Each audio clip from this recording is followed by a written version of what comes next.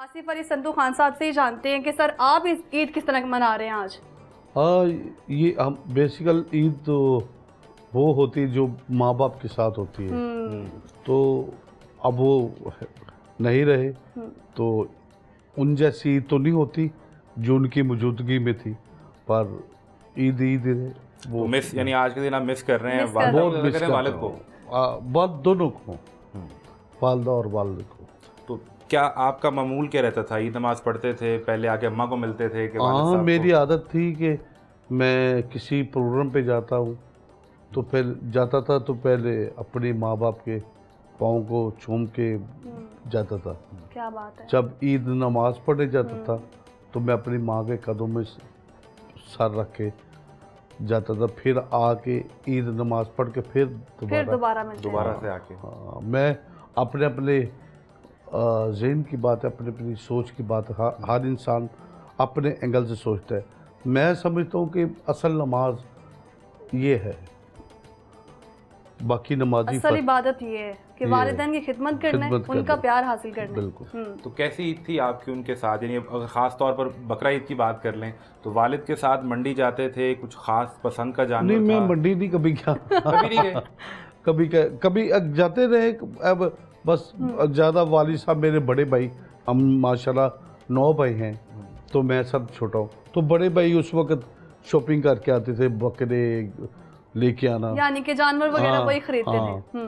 तो वो पंजाब की मिसाल है ना, अबू अबू कहने सा तो बड़े कहना आसान सी। हाँ, तो जब अबू को है तो वो मुश्किल हो गया। वो मुश्किल है। तो अभी आपके बच्चे नहीं जिद करते कि हमें लेके चलें साथ? अभी क्या मामूल है, खुद सेलेक्ट करते हैं या आपकी टीम है जो आपके नहीं, लिए? मेरा बेटा बड़ा शौकीन है, शाहजलान संतू। अच्छा।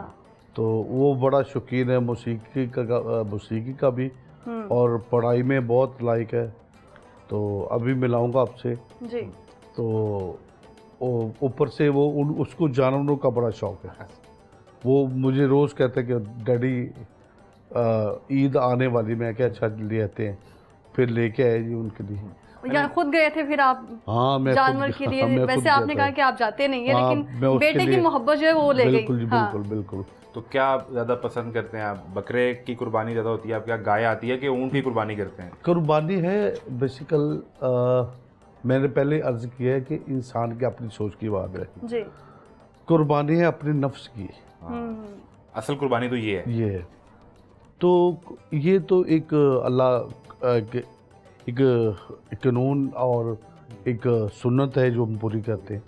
असल जो कुर्बानी अपने नफ्स की है कि रिश्तों की पहचान होनी चाहिए, तो फिर कुर्बानी है। ये नहीं कि माँ बाप नाराज़ हैं, बहन भाई नाराज़ हैं तो आप कुर्बानियाँ कर रहे हैं।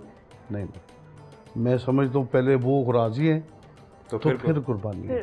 तो माँ बाप के रिश्ते की बात की, बहन भाई उनके रिश्ते की भी आप बात कर रहे हैं। अल्लाह का शुक्र है, राज़ी रखना है तो बड़ा फिर अल्लाह का करम है। मैं सबसे छोटा हूँ, पर मेरे पास सीट बहुत बड़ी है जी। मैं जिस सीट पे बैठा हूँ वो मेरे वालिद साहब की, मेरे दादा की, मेरे परदादा की, हमारे जो ख़ानदान की एक रवायत है। चल रहे हैं आप। हाँ। वो उस हिसाब से मैं उनसे छोटा हूँ सबसे। ये उनकी मेहरबानी है मेरे बहन भाइयों की कि वो मुझे वालिद साहब की सीट पे, मेरे वालिद साहब की जगह पे समझते हैं।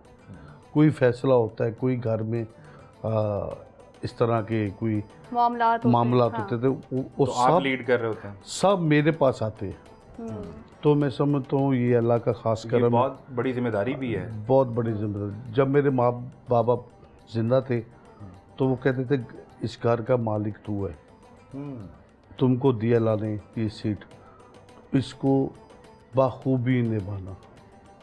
तो बस वही बात मेरे जहन में रहती हर वक्त, तो कि मेरे माँ बाप ने मुझे ये तकीद की कि बेटा फिर बहन भाइयों को इकट्ठा करते हैं। हाँ जी जी, बिल्कुल। ईद तो मेरे घर तो रोज़ ईद होती है, अल्लाह का शुक्र है कि बड़ा अल्लाह का ख़ास करम है, पंचतपा का सदका है, मेरे पीरो मुर्शिद का दुआएं हैं कि बड़ा करम है कि अल्लाह का शुक्र है 40-50 लोग रोज़ मेरे घर रहते हैं। मेरी पार्टी के लोग आते हैं, तो फिर ऊपर स्टूडियो बन रहा है, स्टूडियो माशाल्लाह अल्लाह का करम है कि ये मजमा मैं समझता हूँ कि ये अल्लाह का करम है। मेरी इसमें कोई वो कहते हैं ना, बड़ा बोल नहीं बोलना चाहिए, कोई काविश नहीं है।